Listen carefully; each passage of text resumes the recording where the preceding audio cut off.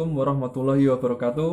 Kami dari kelompok 8 akan mempresentasikan tentang jaring pengaman sosial dalam perspektif Islam. A. Jaring pengaman sosial. JPS atau jaring pengaman sosial adalah program yang dirancang untuk membantu rakyat miskin yang terkena dampak akibat krisis ekonomi, yang dilaksanakan melalui tahapan penyelamatan dan pemulihan menuju kondisi yang normal. Di Indonesia, JPS atau jaring pengaman sosial ini dikenal dengan dua pengertian. Yang pertama, JPS klasik, yang memberikan bantuan pangan dan penciptaan lapangan kerja melalui program padat karya. Yang kedua, JPS Plus, yang disempurnakan, yaitu pemberian bantuan yang dilanjutkan dengan kegiatan sosial ekonomi produktif yang berkelanjutan.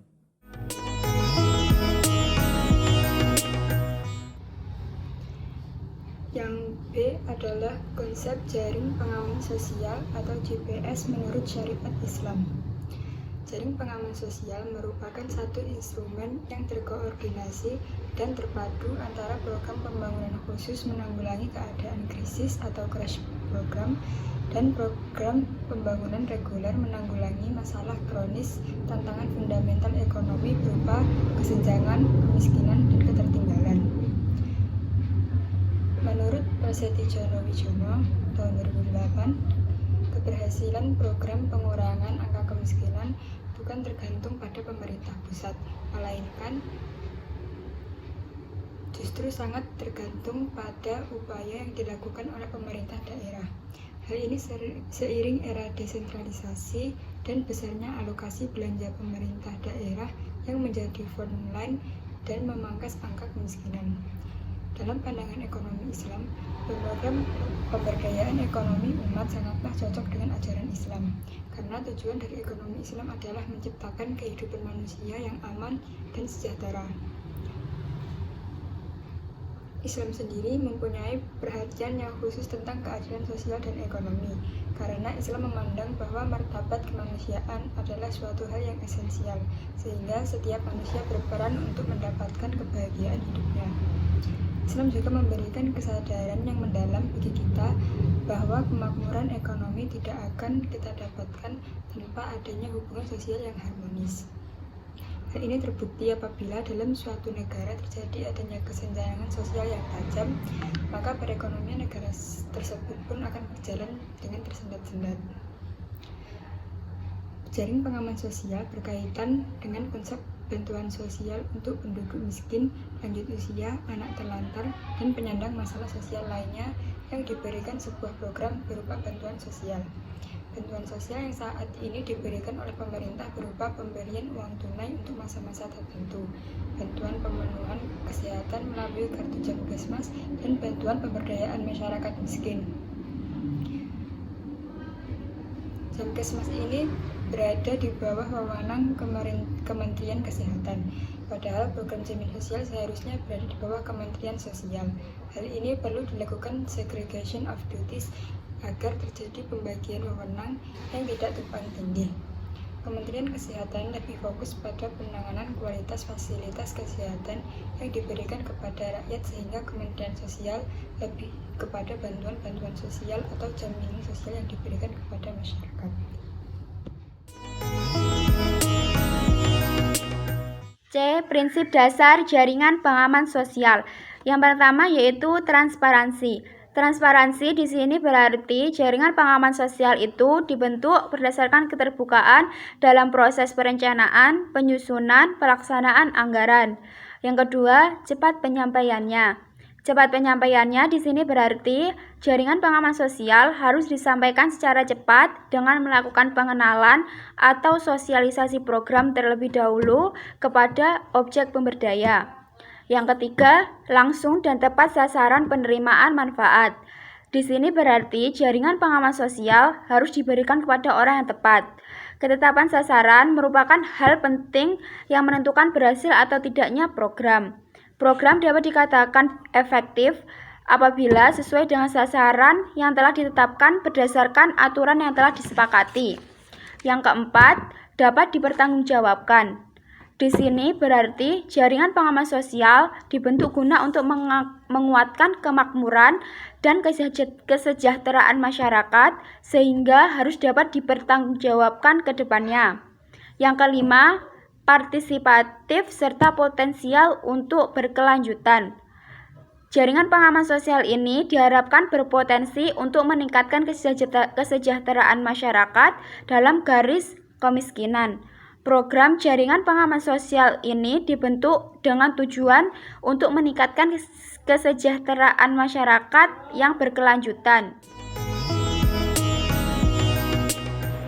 Yang poin D adalah tipe program JPS atau jaring pengaman sosial. Pemerintah telah berusaha untuk mengurangi masalah kesenjangan sosial ini dengan membentuk berbagai program yang diharapkan bisa atau mampu membuat masyarakat lebih sejahtera. Program tersebut diantaranya 1. PKH atau Program Keluarga Harapan. Sasaran PKH merupakan keluarga miskin dan rentan serta terdaftar dalam basis data terpadu atau BTD atau data terpadu kesejahteraan sosial atau DTKS. Penerima PKH memiliki 3 komponen, yaitu komponen kesehatan, pendidikan, dan kesejahteraan sosial. Yang kedua adalah kartu sembako. Jumlah penerima kartu sembako akan dinaikkan menjadi 20 juta penerima. Manfaat dan nilainya naik 30% dari yang 150.000 menjadi Rp 200.000 dan akan diberikan selama 9 bulan. Yang ketiga adalah kartu prakerja. Program ini diberikan untuk melatih para pencari kerja agar memiliki keterampilan dan keahlian yang bisa diasah di sini. Yang keempat adalah tarif listrik. Di masa pandemi ini, pemerintah mengeluarkan program keringanan tarif listrik untuk pelanggan listrik 450 volt ampere akan digratiskan selama 3 bulan ke depan. Sementara untuk pelanggan yang 900 volt ampere akan didiskon sebesar 50%. Program JPS tidak hanya mencakup program pemerintah, tetapi juga 1. JPS informal non-pemerintah, 2. JPS formal, yang ketiga adalah JPS informal pemerintah. Selanjutnya di sini kami akan membahas tentang permasalahan penerapan JPS atau program jaring pengaman sosial. Dalam penerapan program JPS ini itu muncul beberapa permasalahan yang berasal di 3 tingkat. Yang pertama yaitu ada tingkat individu, yang kedua yaitu tingkat kelembagaan, dan yang ketiga yaitu tingkat sistem. Di tingkat individu itu sendiri, permasalahan yang muncul yaitu adanya pemahaman tentang perlindungan sosial ini tuh masih minim, sehingga masih ada masyarakat yang belum mengetahui bantuan atau program sosial apa saja yang sudah dibentuk oleh pemerintah untuk mengatasi masalah kemiskinan atau kesenjangan sosial. Yang kedua yaitu di tingkat kelembagaan. Dari tingkat kelembagaan itu sendiri, permasalahan yang ada yaitu adanya teknologi informasi dan komunikasi itu masih belum didayagunakan secara baik. Jadi teknologi informasi dan komunikasi yang ada itu belum dimanfaatkan secara sempurna. Yang ketiga yaitu ada di tingkat sistem. Di tingkat sistem itu sendiri, permasalahan yang muncul itu seperti kemampuan keuangan daerah itu belum digunakan secara merata. Jadi ada sebagian daerah belum mendapatkan bantuan keuangan ini. Namun terlepas dari semua itu, adanya program bantuan sosial atau perlindungan sosial ini ternyata di lapangannya itu masih ada permasalahan seperti penyaluran program ini tuh belum tepat sasaran. Jadi masih ada masyarakat yang bisa dikategorikan membutuhkan bantuan sosial ini justru malah tidak mendapatkan bantuan sosial ini, dan yang mendapatkan itu justru malah bisa dikategorikan masyarakat yang sanggup atau bisa memenuhi kebutuhan hidupnya. Menurut kelompok kami, hal ini tuh muncul karena masih belum ada dari atasan atau dari pihak penyalur itu belum mengetahui bagaimana masyarakatnya, sehingga mereka langsung saja menyalurkan bantuan sosial itu tanpa melihat di mana masyarakat yang sangat butuh dan di mana masyarakat yang benar-benar bisa dikategorikan mendapat bantuan ini.